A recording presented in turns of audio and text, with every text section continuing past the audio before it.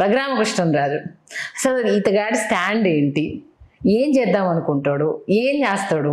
ఎందుకంటే వైఎస్ఆర్సీపీలో నాకు ఇప్పటికీ ఒక విజువలైజేషన్ గుర్తుకొస్తుంది సార్. రఘురామరాజు చూస్తే 2019లో జగన్మోహన్ రెడ్డి గారి గురించి చెప్తుంటే దండాలు పెట్టుకుంటే ఆయన పక్కన ఏది తెలియని ఒక బుద్ధిమంతుడిలా కూర్చొని ఆ తర్వాత ఆయన ఎంత ఇది చేశాడో చూసాం కదా. అసలు ఈయన స్టాండ్ ఏంటి అసలు రఘురామరాజుది? స్టాండ్ లేని వ్యక్తి ఎవరు అంటే రఘురామకృష్ణరాజు.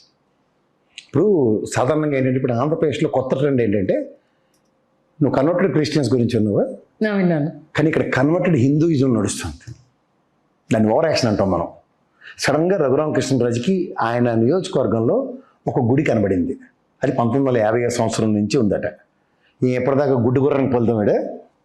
ఎన్ని సంవత్సరాలు ఏం చేశారు? ఫస్ట్ థింగ్ అది పాడుబడిపోయిన ఆలయం. ఆ రాములు వారి పేర్లు పురావస్తు శాస్త్రజ్ఞుడు అయితేనేమన్నా దానికి సంబంధించి మళ్ళీ ఒక పెట్టి వీడియో సరే కదా ఏదో వీడియో పెట్టాడు. ఇలా కర్రలతో కొట్టే మేకులు ఉన్నాయి.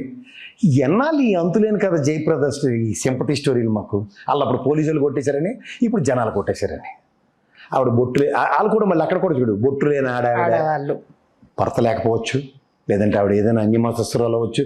నీకు ఆవిడ ఒట్టు కాటికల మీద నీకు ఎందుకయ్యా పోని. మళ్ళీ మనమాట ఒక విషయం మారదు. నువ్వు కన్వర్టెడ్ హిందువు కింద నటిస్తున్నావు. చంద్రబాబు నాయుడు గారి లాగా, పవన్ కళ్యాణ్ లాగా ఓవర్ యాక్షన్ నువ్వు కూడా ఓయే స్టార్ట్ చేయాలి. మా పాలిట మీరిద్దరూ స్పీకర్లు కదా. ఒకడేమో డబ్బు కొట్టేవాడిని కొడతాడు, మీరేమో అనవసరమైన లక్ష్మీపతి వ్యవహారాలు చేసుకుని ఇందులో దూరుతారు. ఇవన్నీ కాదు కానీ వీళ్ళు బీజేపీ వాడి ప్రాపకం కోసం మీరు చేస్తుంటే అలా భానుప్రకాష్ వాడు ఉంటాడు కొండ మీద. అవును, తిరుపతి ఏడి మీకు పువ్వు అంటాడు సీమ చిట్టుకు మనం వల్లకల్లులో అయిపోతాడు కదా. అది రాములు వారి గుడి కదా. బీజేపీ వాడు ఎవడైనా ఒక స్టేట్మెంట్ ఇవ్వలేదు. ఇప్పుడు మాకెలాగో భారం అని ఉండి నియోజకవర్గానికి పెను భారం, పైపు తెలుగుదేశం వాళ్ళు ఇల్లులే కొట్టేస్తాడు ఆయన. వాళ్ళకి భారం. నీకు తెలుగుదేశం వాడో జనసేనోడో ఎవడైనా నీకు ఒకటి సింపతి కన్సర్న్ ఇచ్చాడా? రాముడు అంటే ఇలాగ పోనకాలు వచ్చినట్టు ఊగిపోతారు కదా ఓవర్ యాక్షన్ బీజేపీ గారు. వాళ్ళు కన్వర్టెడ్ హిందూసే కదా. ఏడ్రా ఒక్కడ సపోర్ట్కి ఎందుకు రాడు? ఒక్కడు బీజేపీ వాడు ఎందుకు నీకు సపోర్ట్ రాడు? ఈ భానుప్రకాష్కి అయితే ఎగేసుకుని ఓన్లీ బొట్లెట్టుకుని తిరగడమే కదా. ఈ విషయంలో నీకంటే మరి మామూలుగా నాగరాజు ఏడు కదా. ఏం ఒక్క మాట ఎందుకు మాట్లాడ్డా? ఏరు బీజేపీ వాళ్ళు లేరు ఆంధ్రప్రదేశ్లో కనుమరుగైపోయారా? అక్కడ రామ జన్మభూమి, అయోధ్య, రామాలయం వాటి మీద నెట్టరు మీకు ఫోకస్. అంటే వాటికంటే చరిత్ర ఆనవాళ్ళు ఉన్నాయి కాబట్టి ఎత్తుకున్నా. అంటే మోదీ గారు మొదటి నుంచి దానిలో ఇన్వాల్వ్ అయి ఉన్నారు కదా అనేసి అంటే ఇప్పుడు ఆ భజన చేయాలి కాబట్టి దాని మీద అంటే ఎవరి ప్రాపకం కోసం అంతే వాళ్ళ అంటే దేవుడు నిజంగా హిందూయిజం భక్తి వాళ్ళక్కడ లేదు. ఏదో క్రిస్టియన్స్ ఐడెంటిఫై చేసి ఇదేదో పెద్ద ఐనిస్టీన్ లాగా వాళ్ళ ప్రాణాలు తినేయడానికి తప్ప. వైఎస్ఆర్సీపీలో రథం ఇదైపోయినప్పుడు లేసిన గొంతులు ఇప్పుడు ఎందుకు లేవట్లేదు? అప్పుడు ఎజెండాలు వేరు కదా, ఇప్పుడు ఎజెండా ఫిక్స్డ్ కదా. ఇది బీజేపీ ప్రాపకం ఎజెండా. ఫస్ట్ థింగ్ నీకు బీజేపీ కూడా ఎందుకు సపోర్ట్ చేయట్లే? రాములు వారి గుడి అంటే ఆయన ఊగిపోవాలి కదా, ఎందుకు ఊగట్లే? అక్కడ లోకల్ కన్సెన్సస్ నీకన్నా అక్కడ వాళ్ళకి ఎక్కువ తెలుసు. మీరు 1950 నుంచి నాకు తెలిసి భూమి పుట్టకమునిపై పుట్టారు కదా. మీరు ఏమేమి పాలబొప్పి కాదు కదా. మీరు నల్లగా రంగు వేసుకొని విగ్గేసుకొని మీసాలకు రంగు వేసినంత మాత్రం మీరు చిన్న మనిషి కాదు, మీరు పెద్ద మనిషే. మీరు ఆ నియోజకవర్గంలో మీకు ఒక పాత దేవాలయం ఉంది, దానికి ఏం చేయాలో ఒక సొన్నం కొట్టలేరు. ఇన్ని సంవత్సరాలు ఎందుకు గుర్తించలేదు? ఇన్ని సంవత్సరాలు గుర్తించుకోండి. మీకు ఇవ్వాలే అది ఎందుకు జ్ఞాపకం వచ్చింది అంటే ఒక ప్రీ కన్సీవ్ ఉన్న అవసరంతో ఒక డ్రామా ప్లే చేయడానికి రెడీ అయ్యారని అర్థం కదా. అంతే కదా. ఊర్లో ఎందుకు ఎంటర్టైన్ చేస్తాడు? వాళ్ళ ఊర్లో అడిగి ఇప్పుడు నేను ఎన్నోసార్లు చెప్తూ ఉంటాను, క్రైస్తవ ప్రబోధకులు ఎవడన్నా వీధుల్లో తిరిగినా ఉభయ గోదావరి జిల్లాల్లో ఎరా ఇక్కడ అందరూ ఇందులో బయటపో అని గసిరిని ఉన్నాయి. వాళ్ళు ఏ రోజు రియాక్టివ్ మోడ్లో లేరు. వీళ్ళు లేరు, వాళ్ళు లేరు. ఒక వీడియోలో ఉన్నాడు కుర్రాడు చెప్తూ ఉంటాడు, అరే నేను పుట్టిన కాడి నుంచి ఇదే రామాలయం ఉందరా, మీరు నా కళ్ళ ముందు 7 చర్చిలు కట్టారా అని మాట్లాడుతున్నాడు అతను. దానికి ఎవరు వీళ్ళు కానీ వాళ్ళు కానీ ఎక్కడ రియాక్టివ్ మోడ్లో లేరు. కానీ వీళ్ళే వెళ్తే ఎందుకు రెచ్చిపోతున్నారు? వీళ్ళే వెళ్తే ఎందుకు రెచ్చగొట్టబడుతున్నారు? అంటే వీళ్ళ contentions and intentions are wrong.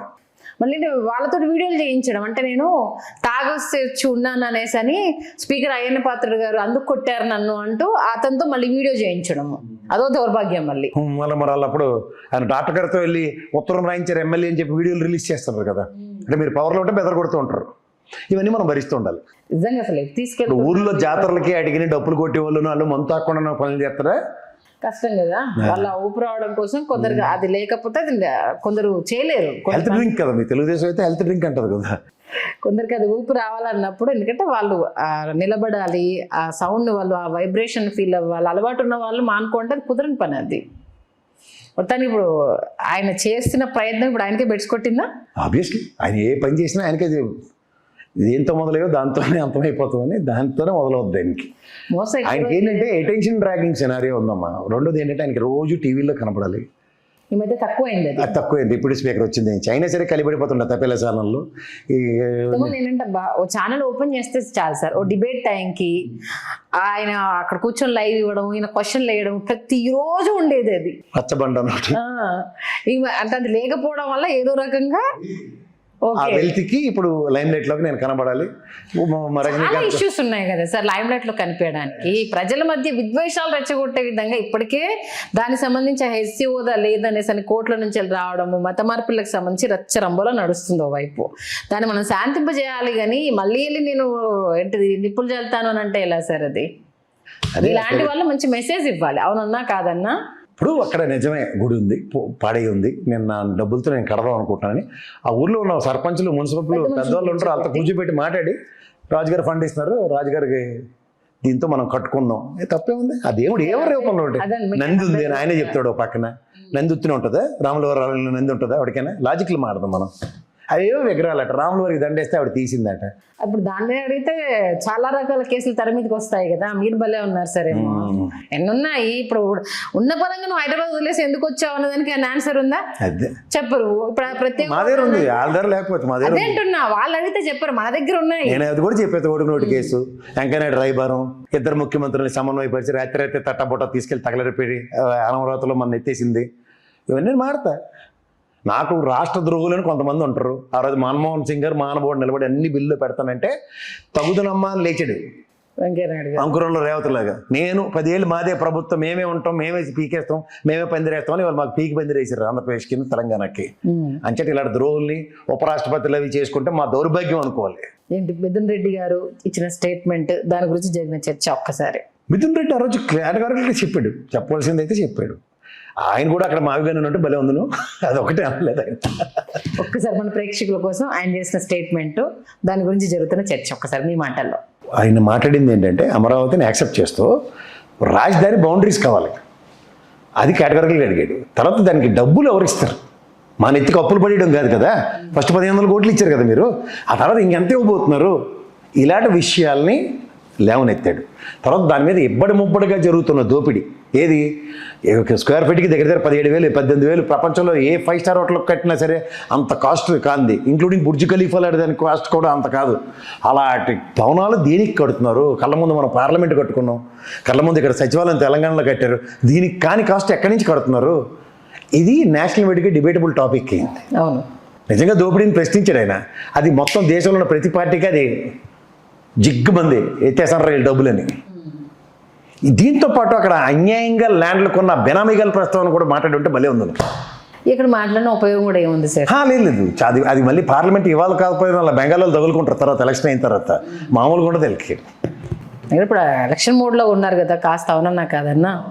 కానీ మొత్తానికైతే రాజధాని బిల్లు తీసుకొచ్చిన సంతోషం లేకుండా అయితే పోయింది సార్. అదే చెప్తున్నాను, మా స్ట్రాటజికల్గా మావిగానని కొట్టిన లాంగాల్ 6కి ఈ పేపర్లోడు పచ్చలోడు మొత్తం కుర్తిలో పడ్డ ఎలకలా కొట్టుకుంటున్నారు. ఆ ఆనందాన్ని మిగిల్చకుండా రక్త కన్నీరే మిగిలింది వాళ్ళకి.